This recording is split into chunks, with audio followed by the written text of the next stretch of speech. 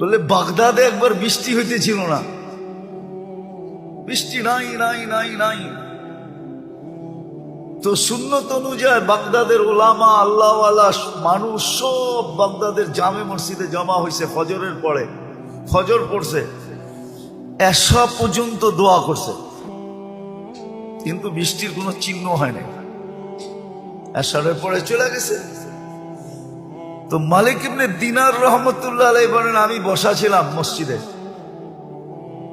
তো দেখলাম এক জীর্ণ শীর্ণ গোলাম, জীর্ণ শীর্ণ গোলাম কৃতদাস ঢুকলো। কেননা কৃতদাস দেখলে বোঝা যায়, আপনারা দেখেন তো না, এই জন্য বুঝবেন না।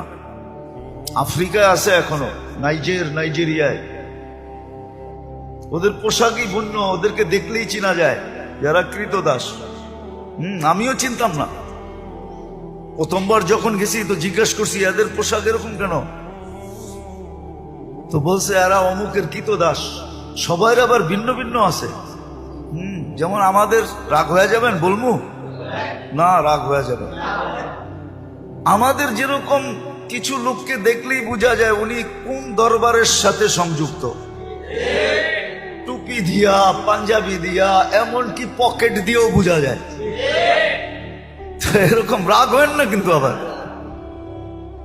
তো ওই দেশে এরকম বোঝা যায়, প্রত্যেকের আলাদা, গোলামের কৃতদাসের আলাদা আলাদা ইউনিফর্ম আছে, দেখলে বোঝা যায় এটি ওনার।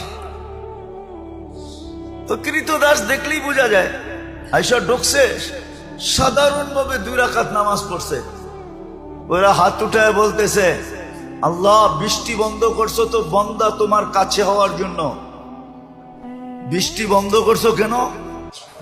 আরে ভালো মতে বোঝেন, বন্দা তোমার। ফজরের পরের থেকে তো এশা পর্যন্ত সব মসজিদে বসা ছিল, এখনো তো বৃষ্টি দিলেন না, এক্ষণ দিবেন, এক্ষণ।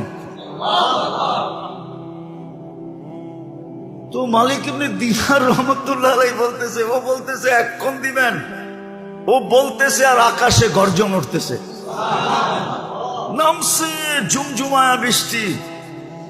আমিও আটকায় গেছি, ও আটকায় গেছে।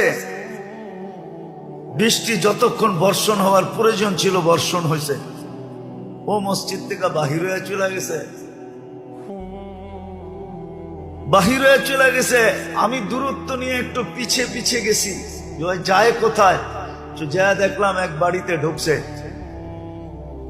আর ওই বাড়ি ছিল, মালিক ছিল, উনি কৃতদাসের ব্যবসা করতেন কিনা।